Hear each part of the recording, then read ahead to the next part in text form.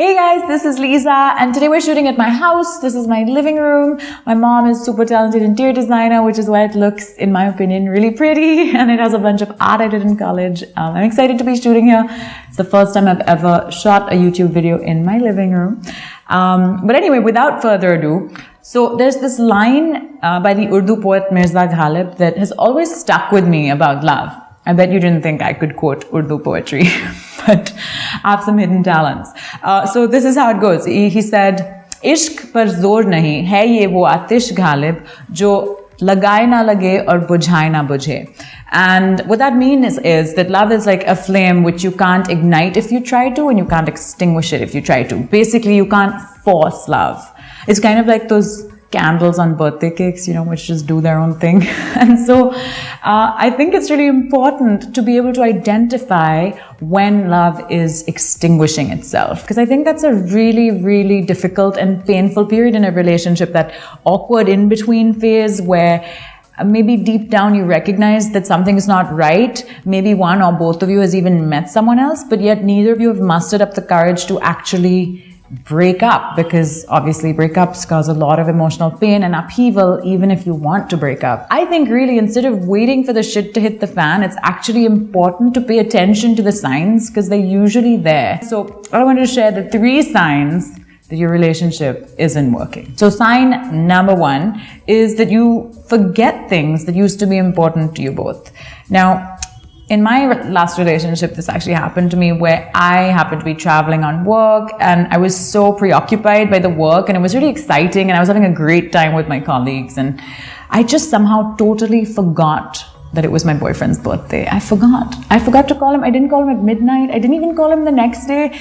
I didn't remember till he called me like halfway through the day and was like, "What the fuck? It's my birthday. How come you didn't call me?" And for me, that was such a wake-up call, because things weren't going well and there were lots of unaddressed issues in our relationship. I mean, the birthday before, I had like organized a treasure hunt and baked a cake and done all kinds of things. And then the next birthday, I forgot.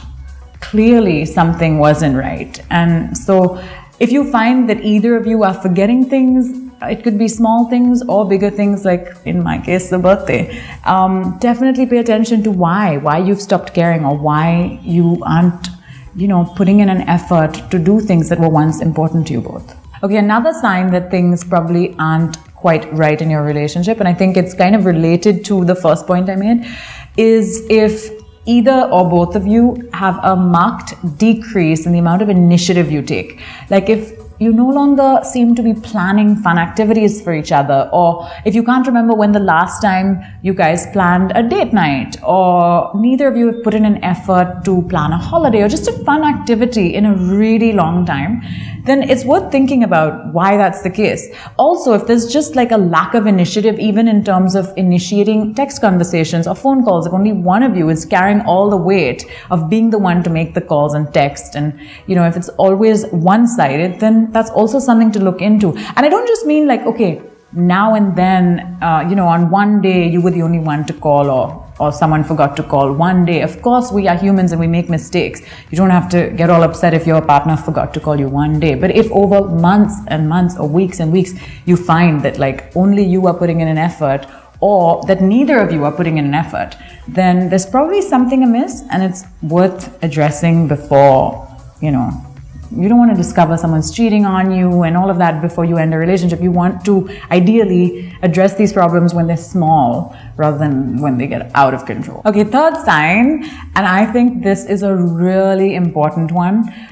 I think it's definitely worth paying attention to how physically connected you feel to your partner. Like if suddenly over a long period of time, you just find that neither of you are being physically affectionate, or you just don't feel the need to be touchy-feely anymore, then that's a big thing to pay attention to. Because I really think, and I think because we don't talk about this stuff that much, especially in India with our families or stuff, we're like a little more shy about expressing physical affection. Sometimes you can ignore this, but I think it's actually really important to always feel that like physical spark with your partner. And if you suddenly don't feel really like holding them or hugging them or like getting intimate with them, that's something that definitely signifies something's amiss, and definitely pay attention to that. I feel like that's often like the first sign where you feel sort of either withdrawn from each other or less attracted to the person for whatever reason, I feel like you should definitely pay attention to that, because it's a big one and one that people don't talk about enough. Now, I think strangely, a lot of people actually ignore these signs for really long because it's just easier to pretend like everything's okay and stick your head in the mud and hope that magically all your issues will go away. And also because breakups are really just like a lot. I mean, it's stressful. It can never seem like the right time because of work or family pressure or whatever it is. So I know it's difficult to address these issues. It really is. But I do think that if you want to repair your relationship, the earlier you address these issues, the more likely you will be to save things. And also, if you're done with the relationship, again, why not try and end things as amicably as possible instead of like, you know, waiting for things to explode and then losing even the friendship that you had with the person. I also think that like if there's no specific reason for the relationship to end, if neither of you have done something really horrible, it's just a general lack of interest or boredom or dissatisfaction that's crept in, then it can be even harder to break up because you have no real reason to break up.